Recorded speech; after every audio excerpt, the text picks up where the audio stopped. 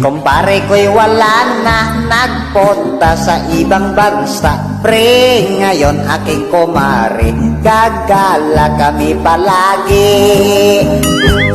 Si kumare kong maganda, ang sarap palang kasama, lalo na't mag-iinoman, siya ang aking pulutan.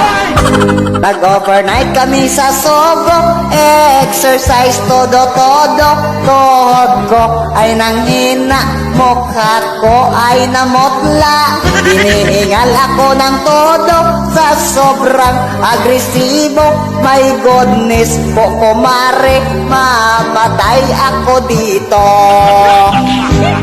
I'm sorry na lang kumpare, sa tokso ako nadali. Misis mo ngayon nabuntis nang dahil sa exercises.